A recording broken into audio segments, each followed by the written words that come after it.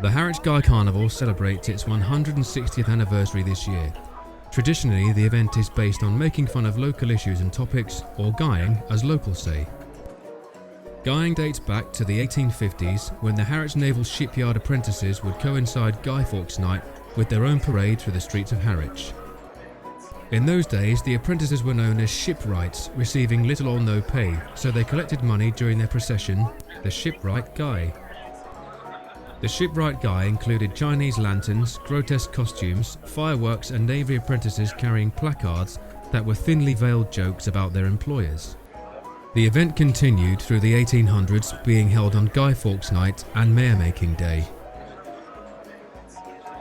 By the 1890s, the procession featured model ships lighted by candles, and as the Shipwright Guy continued into the 1900s, horse-drawn tableaux started to appear.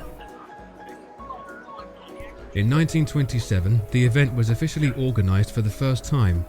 It had got so large that councillors, businessmen and other keen locals got together and renamed it the Harwich and District Guy Carnival.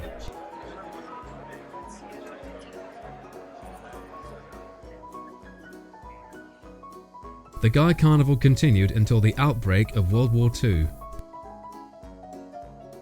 Over the next 16 years, there was sadly little interest in the Guy Carnival despite two unsuccessful revivals. But in 1956, the Harwich Round Table decided the time was right to bring it back.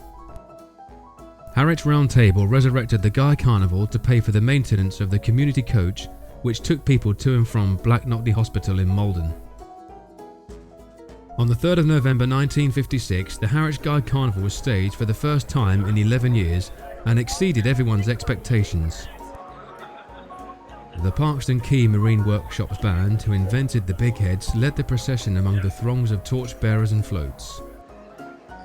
Over the next 3 decades, the Guy Carnival was supported by many of the firms and businesses in the town, most notably Harwich Dock, Norprint, Parkston Quay and the Vacuumatic.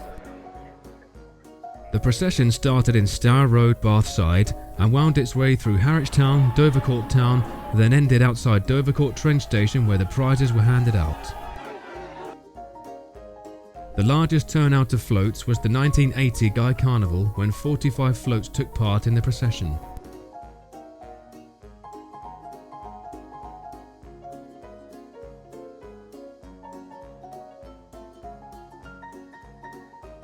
By the 1980s, the carnival was more colourful and extravagant than it had ever been.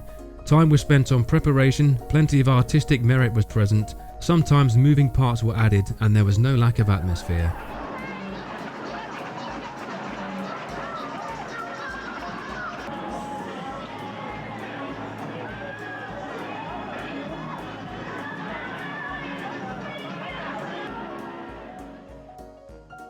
Following a tragic death in 1986, health and safety regulations got tighter and the Guy Carnival got smaller as firms and businesses stopped taking part.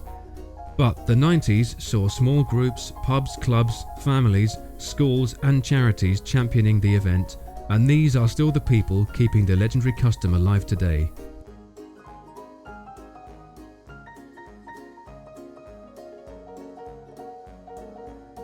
The years of big firms doing big floats are a bygone era, but the carnival spirit is still there, permeating the town as, each year, the procession floods the streets of Harwich and Dovercourt and everyone meets to enjoy the annual tradition.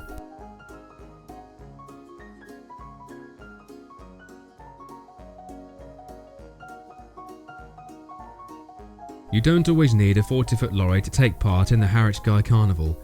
You can use a car trailer, a motorbike, a shopping trolley, or even a pram. You can make a colourful themed costume, wear a scary big head, or even just carry a collection bucket. The more the merrier. Here's to the next 160 years.